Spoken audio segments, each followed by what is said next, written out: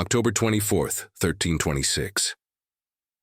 The wind over Hereford carried the smell of smoke, damp wool, and something darker, like rusted iron left to rot in the throat of England. Beneath a sky smeared in ash and grief, a wooden scaffold stood like a gallows blooming tree. Its limbs were ropes, its roots buried in blood. A man knelt there, once cloaked in velvet, now stripped to rags. His name was Hugh Despenser the Younger, but no one called him that today. Today he was just the body that would swing. His wrists were bound so tightly the skin had turned black. His lips, cracked and bleeding, muttered something no one heard. Not a prayer, not a cry. Just breath shaken and useless. Around him the townsfolk gathered, faces twisted not with pity but with vengeance long starved. They called him traitor. Devil, thief, lover of the king. Guards stood like iron statues, unblinking, silent. Even they knew this was not justice. It was theater. A kingdom's wound ripping itself open in public. He looked out, not at the executioner, not at the rope, but at the horizon, as if the king might come, as if love could still save him. But there was no rescue, no pardon. Only wind and winter, and a crowd that smelled of wet earth and rage. The rope creaked behind him, taut and waiting, and somewhere, high above the din of jeers and murmurs, a bell tolled once, low, long, and final. The hour had come, and so had the price. He was not born into crowns or courts. Hugh Despenser the Younger was born into ambition, thin, sharp, and famished. The kind that claws rather than climbs. His blood was noble but not royal. His path to the throne was not through inheritance. It was through seduction, of power, of proximity, of the king himself. He arrived in court like a shadow with a smile. Clever, courteous, calculated. Where others boasted of lineage, he offered loyalty. Where others knelt, he whispered. King Edward II listened. And then he gave. Lands, titles, influence. What Despenser could not inherit, he consumed. He became chamberlain, custodian, counselor. And soon he was in the king's ear, in the king's confidence, perhaps even in the king's bed. The rumors spread like mold on stone. Not just favoritism, something more intimate. Something that made the queen grow quiet, the barons grow cold. Despenser moved through the royal household like silk sliding over a blade. He rewrote laws, seized manors, imprisoned enemies with royal seals bearing the king's trembling signature. Those who once held dominion over England now found themselves dispossessed, reduced to beggars by a man who wore velvet and vengeance like second skin. He did not merely rise, he eclipsed. The king's shadow grew longer, and Despenser stood at its heart, but power gathered like thunderclouds. It hung heavy above them both. The court whispered, the nobles plotted, the queen wept behind locked doors. For Despenser was not content with favor, he wanted fear. And fear, when fed too long, turns into hunger among the ruled. And yet within the walls of Westminster, he believed himself untouchable. Draped in jewels, seated beside the king, he dined while the kingdom starved. Outside, winter approached. Inside, Despenser smiled. But all unnatural things rise unnaturally fast, and all unnatural things break. The kingdom was not blind. It watched as Despenser and his father carved through England like blades through soft fruit. With the king's blessing sealed in trembling wax, they seized manors, castles, parishes. No law restrained them, only appetite. Their reach extended. From the Welsh marches to the halls of Westminster, swallowing lands owned by earls, widows, bishops. Nothing sacred remained sacred, not even the church. The elder Despenser, a veteran of old intrigues, lent the family name the cold precision of experience. The younger brought the cruelty of hunger never sated. Together, they became a twin storm. Lords were imprisoned without trial, entire families uprooted, nobility reduced to pleading, and those who dared speak out vanished, into dungeons, into exile, into silence. They were not rulers. They were leeches, and the crown worn by Edward was no longer seen as a symbol of majesty, but as a mask worn by the Despensers. A stolen inheritance. The people groaned. Famine spread through the countryside like a plague. Crops failed, not from the weather, but from neglect and war. Taxes soared. Mercy evaporated. Despenser's name became a curse in taverns and prayers alike. Ballads were whispered in the dark, telling of two thieves who dressed like lords and stole not only gold but dignity. And yet in the heart of this decay, Despenser built his castles higher. He decorated his walls with stolen tapestries. He rode with armed retinues while beggars clawed at the mud. He did not look down from his high window. He looked only inward, to his vaults, his secrets, his king. But power, once stolen, never rests easy. It thrashes, it remembers, and it waits. The realm was not just broken, it was boiling. And someone was about to rise from that heat. Across the narrow sea in the courts of France, a queen stood forgotten. Isabella of France, wife of Edward II, once crowned with gold and garlands, now wore silence like mourning cloth. Her husband had cast her aside, not with words, but with favor. His throne shared with Despenser, his affections twisted toward the man who now ruled in all but name. And Isabella, daughter of a king, mother to a future one, was left to rot beneath her titles.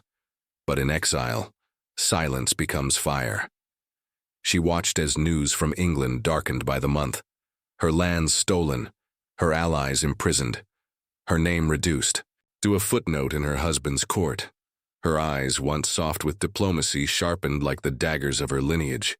She was not merely abandoned, she was betrayed. In France she found voices that echoed her fury, in the nobility, disinherited and enraged, in the exiled barons broken and waiting, and in her own son, young Edward, prince of a kingdom that no longer obeyed his bloodline. She gathered them like storm clouds, and from these clouds she forged something the Despensers never anticipated, an army. It did not wear banners of rebellion, it wore the mask of restoration. But beneath that mask was vengeance, cold, patient, perfectly aimed. The queen who had been silent became the queen who would not kneel. And with each ship prepared, with each sword drawn in secret, she was no longer merely the cast-off wife of a corrupt king. She was a blade returned from exile, and at the very tip of that blade, sharper than war, more personal than treason, was the name of Hugh Despenser. She would not rest until his breath was choked from the world, and the king, if he stood in her way, would fall beside his shadow. The wind that once whispered of rebellion now howled with open revolt. In the autumn of 1326, Queen Isabella stepped onto English soil, not as consort, but as conqueror.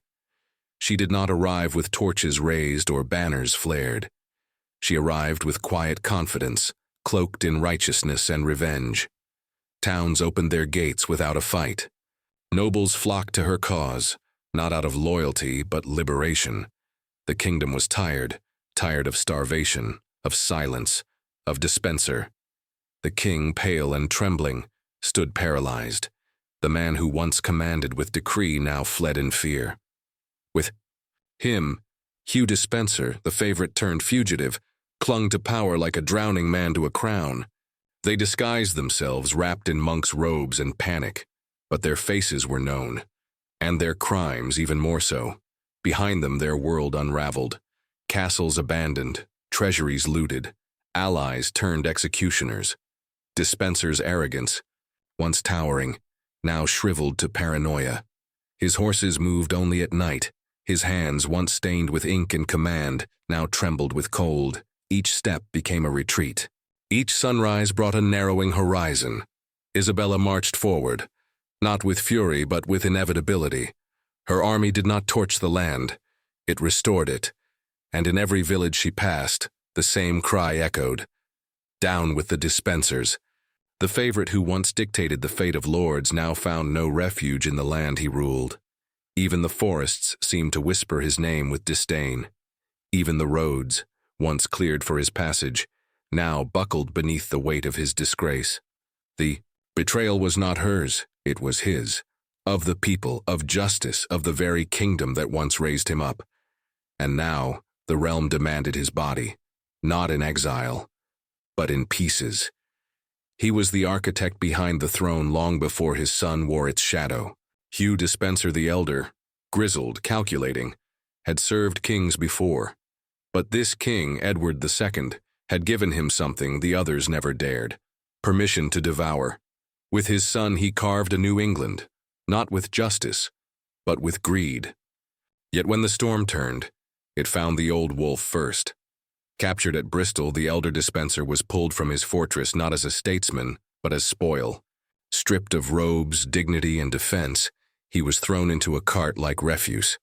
The people didn't chant, they roared. It was not justice they sought, but correction, brutal and biblical. He was dragged through the streets, his white hair caked with blood and mud. The man who once sentenced others now heard his own fate pronounced in a growl, to be hanged like a common thief. There was no ceremony, no trial, just a rope, a beam, and the weight of a nation's fury. They hanged him high, too high for mercy, too low for heaven. His legs twitched like broken branches. His face, blue and swollen, became a warning nailed to the air. His corpse hung for days. Birds picked at his eyes. The wind swung him like a cursed pendulum. In the crowd, a few whispered of the younger. Despenser. Was he watching from a hillside? Did he feel the rope tighten around his own neck as he watched his father's final dance? The fall of the father was not just punishment. It was prophecy, because what dies in public becomes legend, and what is left to die is legacy. They fled not as rulers, but as ghosts. Edward and Hugh rode into the western wilderness, king and favorite reduced to cowards in borrowed robes. Their horses limped through soaked earth. Their cloaks, once stitched with gold, now reeked of sweat, mud, and fear. They slept in abandoned barns, among the breath of dying livestock. They prayed not to God, but to shadows. Every church bell in the kingdom tolled for them, not in mourning but as alarm. England was not theirs anymore. Each mile was a betrayal, each stranger a risk. The land they once crushed now rose against them. They changed their names, they dressed as monks, but no cloth could hide the stench of desperation. They reached Wales, wild and jagged, but not untouched. Here too the wind carried Isabella's name like fire. It was not soldiers who found them, but hunger. Their faces, gaunt and pale, betrayed them. In a village on the coast, a fisherman recognized the eyes, not the king's, the others, the one who took his cousin's land, who taxed his bread, who laughed while whales wept. Despenser was seized like a hunted beast, flailing in the mud. No court, no resistance, just iron chains and a wagon back to Hereford. He did not weep, not yet. He stared at the sky as the cart lurched forward, as if trying to memorize the clouds before they disappeared behind stone walls.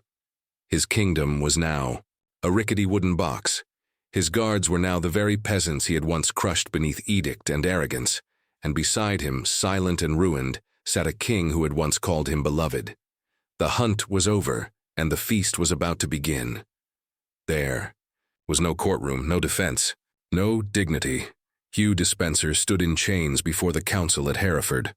A man once cloaked in royal authority, now draped in filth and trembling linen. The queen did not speak. She did not have to. The silence in the room was louder than any verdict. His crimes had already been carved into the memory of the realm. The charges were read not by judges but by enemies, barons stripped of lands, clerics robbed of sanctity, widows whose homes had become trophies of Despenser's greed. Treason, theft, heresy, sodomy. Each accusation fell like a stone into the pit of his legacy. He said nothing. He had no words left. His mouth moved, but it was not speech. It was the noise of a man unmaking himself. The king was not present. He too had been caged, stripped of his crown, stripped of the illusion that his favorite could save him. The throne was now cold, and Despenser, once its shadow, now stood exposed in full light. There was no audience seeking fairness, only a crowd thirsting for reckoning. Each noble gathered was not a juror, but a witness to the fall of a man who had once made them kneel. Sentence was announced like a ritual, to be hanged, to be drawn, to be quartered, not merely killed, unmade, piece by piece. As he had done to others, so it would be done to him. A punishment not just of the body, but of memory, of reputation, of everything that might remain after death. And still he did not scream. But when they tied the ropes around his wrists, a single tear slipped down his cheek. Not for himself, but for the crown he once corrupted, and for the silence that would follow his name. They did not lead him to death. They dragged him. Through the cobbled streets of Hereford, his body was bound backward to a horse, filthy, naked, bleeding. The crowd surged like a beast with many mouths, spitting, howling, laughing. Children were lifted onto shoulders to witness what justice looked like. Old men clutched rosaries. Women crossed themselves, then cursed his name. He had no crown now, no cloak, no face left that the world remembered, only shame.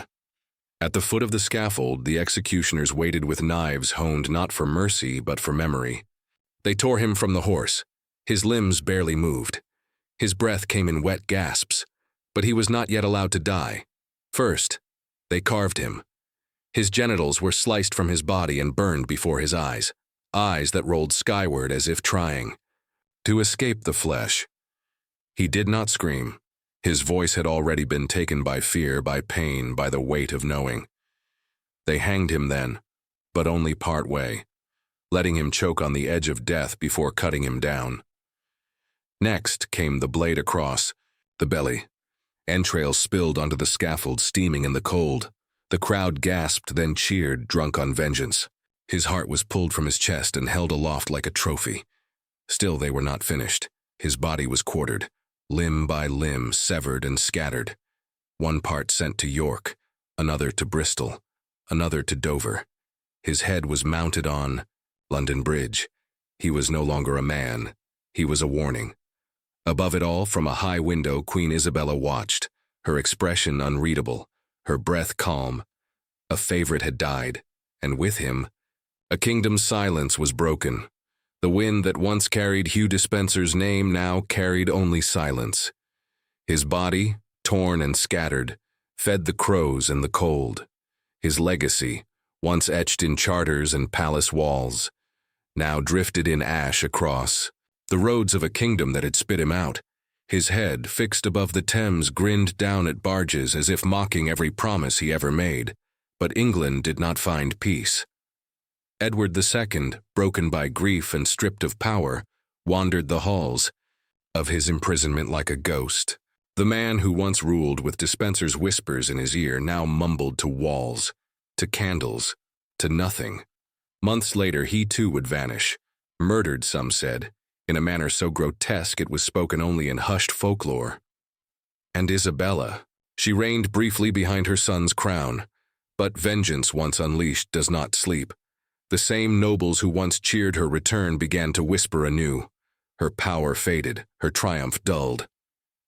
In time she too would fall into silence, confined, disgraced, a queen-turned relic. The Despensers were erased from the chronicles of honor, but history, cruel in its irony, remembered them not as they lived, but as they died, torn, hated, humiliated, yet somehow eternal, for England would birth new favorites, new tyrants, new betrayals, and each time the wind would echo with an old lesson wrapped in blood. What rises by favor falls by fire, and in some dark chapel, in some hidden archive, a scribe might still write the name Hugh Despenser, not as a man but as a warning. A crown can rest on any head, but when it rests on love twisted into power, it becomes a noose.